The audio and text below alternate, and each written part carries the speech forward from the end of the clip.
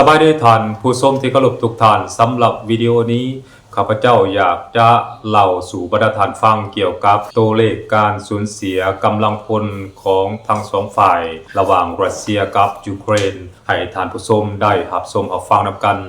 ซึ่งในระยะผ่านมานั้นพวกเราก็มักจะ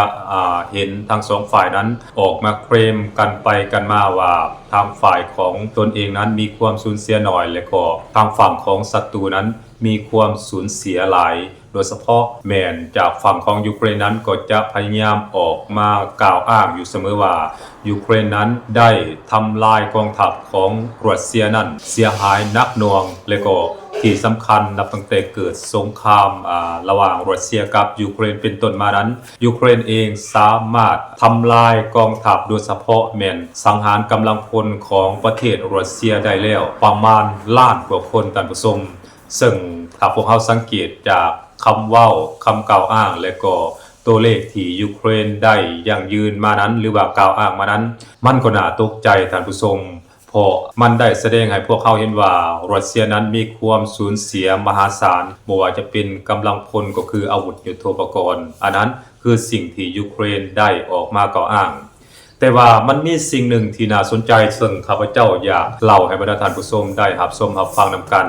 นั่นก็คือในแต่ละเดือนหรือว่าในแต่ละปีหรือว่าปีหนึ่งอาจจะมี 2-3 เถื่อ 3-4 เถื่ออันนี้ก็แล้วแต่การตกลงของทั้งสองฝ่ายบอกว่าจะเป็นรัสเซียกับยูเครนนั้นมันมีการเจรจากันและก็มีการแลกเปลี่ยนตัวเสลยเซิร์ฟหรือว่าแลกเปลี่ยนศพทหารที่เสียชีวิตในการต่อสู้อยู่ฝากสนามนั้นระหว่างกันมาโดยตลอดและที่สำคัญการแลกเปลี่ยนศพทหารในแต่ละครั้งนั้นพวกเขาจะสังเกตเห็นว่าทางฝั่งของรัสเซียนั้นได้ส่งศพทหารของยูเครนที่เสียชีวิตในสนามรบและก็ถือรัสเซียยึดศพได้นั้นหลายกว่าทางฝั่งของรัสเซียได้รับศพทหารของตนเองที่เสียชีวิตซึ่งยูเครนได้ส่งกลับให้ทางฝั่งของรัสเซียนั้นมหาศาลหรือว่าตัวเลขแตกต่างกันบ่ต่างอย่างกับฟ้ากับเหวและข้าพเจ้าติดตามเบิ่งในแต่ละครั้งที่เขาเจ้ามีการมอบศพทหารที่เสียชีวิตในสนามรบให้กันนั้นรัสเซียนี้จะมีการมอบศพทหารยูเครนที่เสียชีวิตในสนามส่งกลับไปยังฝั่งของยูเครนนี้บ่ต่ำกว่า1,000 ศพในแต่ละครั้ง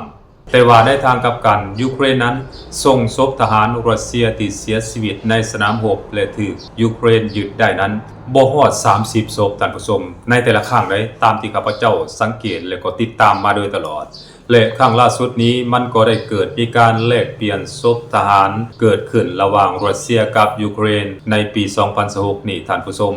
ซึ่งการแลกเปลี่ยนศพทหารระหว่างกันในครั้งนี้ก็ชัดเจนเช่นเดียวกันท่านผู้ชมเสมอต้นเสมอปลาย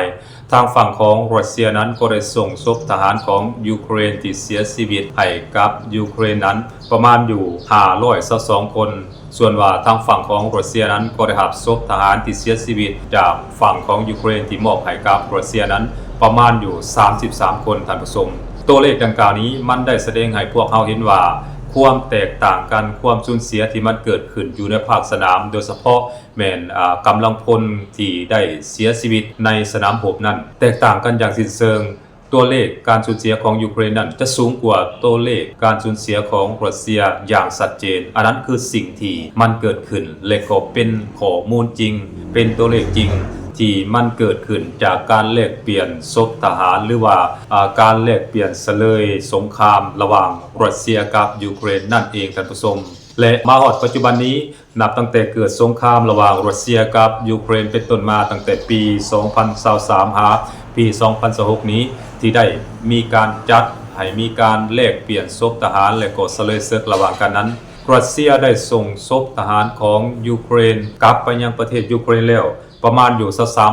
3,903 คนส่วนว่ารัสเซียนั้นก็ได้รับศพทหารที่ทางฝั่งของยูเครนส่งให้กับรัสเซียนั้นประมาณอยู่ 1,833 คนเท่านั้นท่านผู้ชมพวกเขาสังเกตเห็นได้อย่างชัดเจนว่าแท้จริงแล้วแม้นฝ่ายใดที่มีความสูญเสียหลายกว่ากันระหว่างรัสเซียกับยูเครนรัสเซียนั้นจะบ่เว้าเกินความเป็นจริงเกี่ยวกับการสูญเสียของกำลังพลตัวเองในสนามรบและก็พวกที่ได้รับการบาดเจ็บจากการสู้รบกันระหว่างรัสเซียกับยูเครน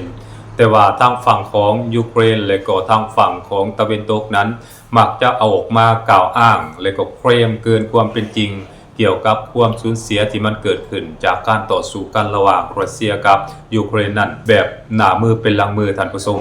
ยูเครนนั้นมักจะออกมากล่าวอ้างโดยตลอดว่าทางฝั่งของยูเครนนั้นแม้นมีความได้เปรียบในการต่อสู้ฝากสนามและยูเครนนั้นสามารถทำลายกำลังพลและก็บรรดาอาวุธยุทโธปกรณ์ต่างๆของรัสเซียนั้นเป็นจำนวนมหาศาลในระยะผ่านมาพวกเขามักจะได้ยินนั้นและยูเครนเองก็มักจะใส่ตัวเลขปลอมหรือว่า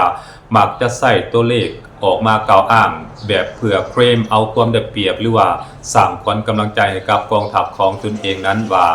ทางฝั่งของรัสเซียนั้นมีความสูญเสียมหาศาลและบ่ว่าจะเป็นการสูญเสียกำลังพลอาวุธยุทโธปกรณ์นั้นยูเครนล้วนแล้วแต่มีความสูญเสียน้อยกว่าทางฝั่งของรัสเซียโดยสิ้นเชิงอันนั้นคือข่าวที่พวกเขาได้ยินและมันก็ได้ยินแบบสั้นมาโดยตลอดจากสำนักข่าวกระแสหลักและก็กระแสห้องของยูเครนรวมทั้งพวกข่าวกระแสหลักกระแสห้องของฝั่งยุโรปและก็สหรัฐอเมริกานำอีกด้วยท่านผู้ชมทั้งนี้มันก็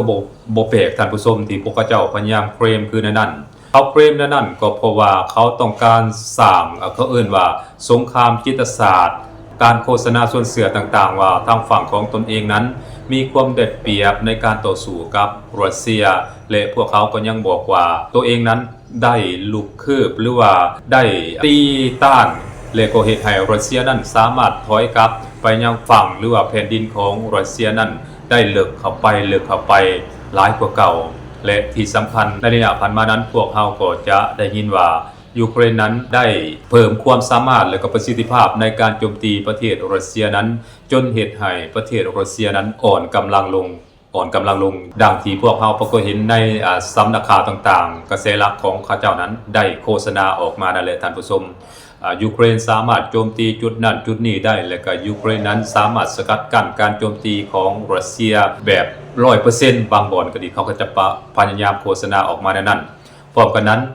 ทางฝั่งของตะวันตกโดยเฉพาะแม้นสหภาพยุโรปและก็สหรัฐอเมริกานั้นก็พยายามออกมาเคลมสวยยูเครนว่ายูเครนนั้นกำลังได้เปรียบในการโจมตีประเทศรัสเซียอยู่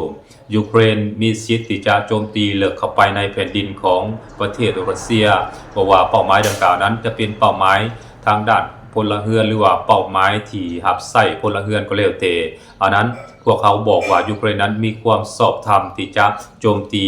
เป้าหมายหรือว่าจุดยุทธศาสตร์เหล่านั้นเพราะพวกเขาว่ารัสเซียนั้นใส่จุดยุทธศาสตร์หรือว่าเป้าหมายเหล่านั้นเป็นตัวหนุนหรือว่า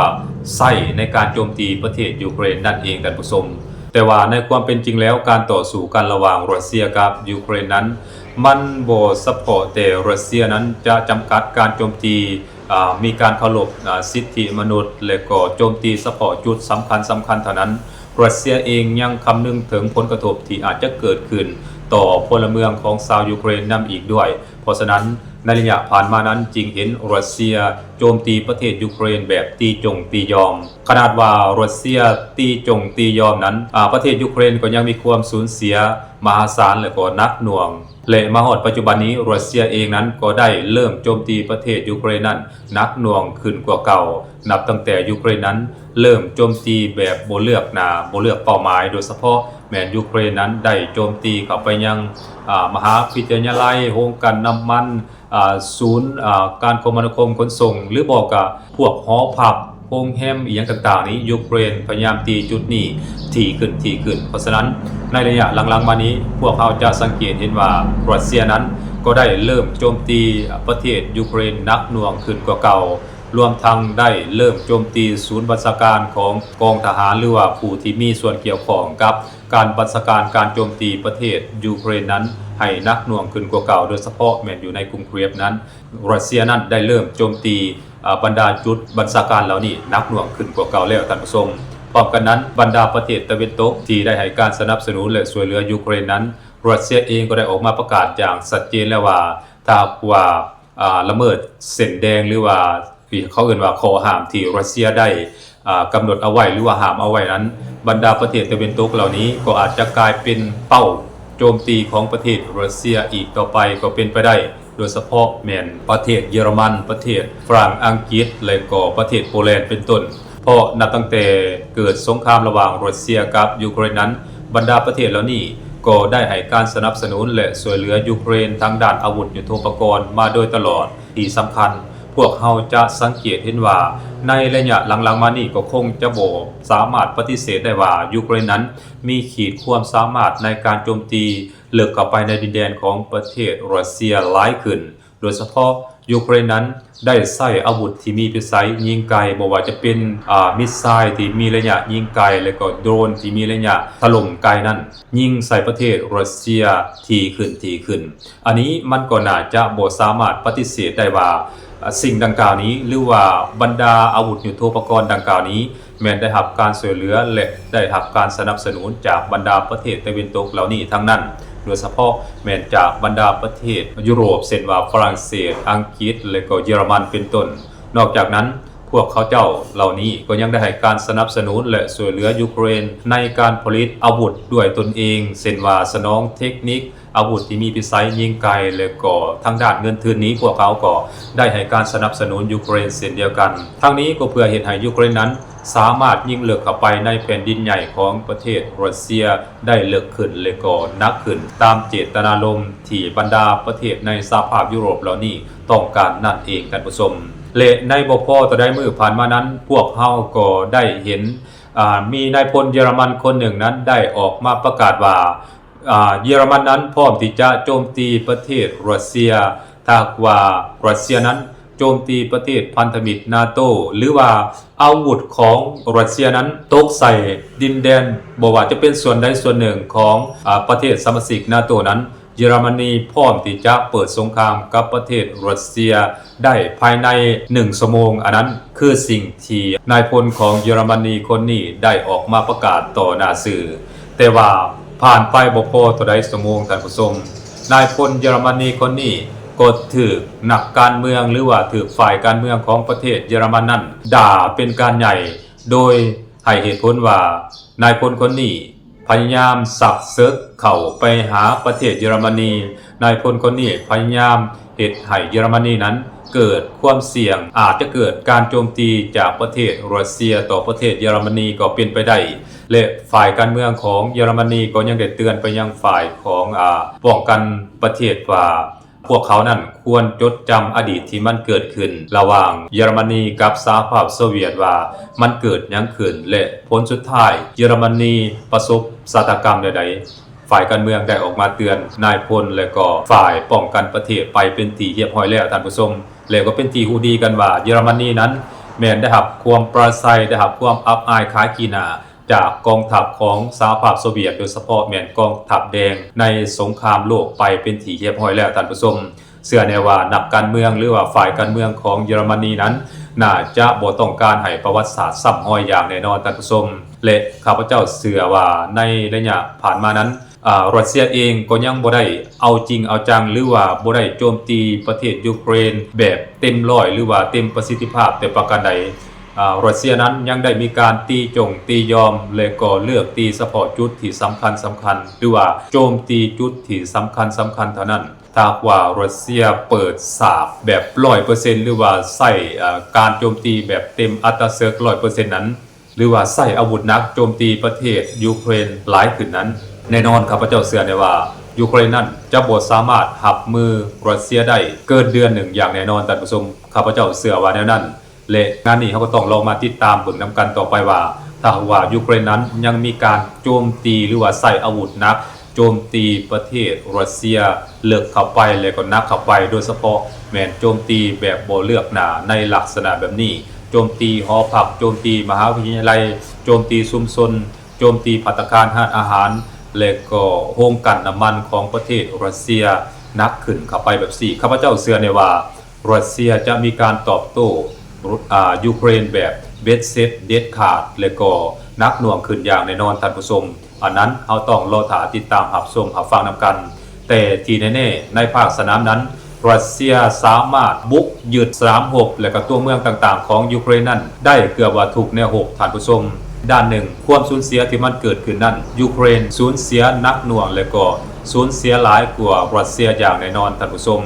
การออกมาโฆษณาส่วนเสือการออกมาเหตุสงครามจิตศาสตร์ของฝั่งสำนักข่าวยูเครนและก็ของฝั่งสำนักข่าวตะวันตกที่พยายามออกมาเคลมว่ารัสเซียนั้นสูญเสียหลายกว่ายูเครนและก็ยูเครนนั้นสามารถชิงความได้เปรียบในสงครามระหว่างรัสเซียกับยูเครนนั้นอันนั้นมันบ่มีความเป็นจริงท่านผู้ชมในความเป็นจริงแล้วอยู่ภาคสนามนั้น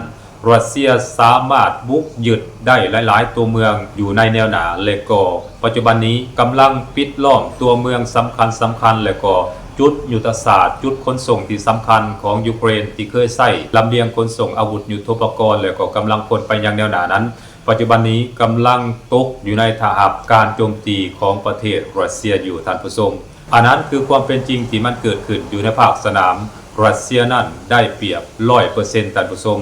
ส่วนว่าฝั่งของยูเครนนั้นได้เปรียบในสงครามโฆษณาส่วนเสือและก็ได้เปรียบในสงครามข้อมูลข่าวสารเหตุให้ผู้ที่ให้การสนับสนุนยูเครนเหตุให้ประชาชนพลเมืองของยูเครนจำนวนหนึ่งนั้นก็ยังคงหูหนวกตาบอดยังเชื่อว่าภายใต้การนำของเซเลนสกี้นั้นจะสามารถเอาชนะประเทศรัสเซียได้อยู่แต่ในความเป็นจริงนั้นสิ่งดังกล่าวนั้นมันจะบ่เกิดขึ้นกับประเทศยูเครนอย่างแน่นอนท่านผู้ชมอันนั้นข้าพเจ้าขอคอนเฟิร์ม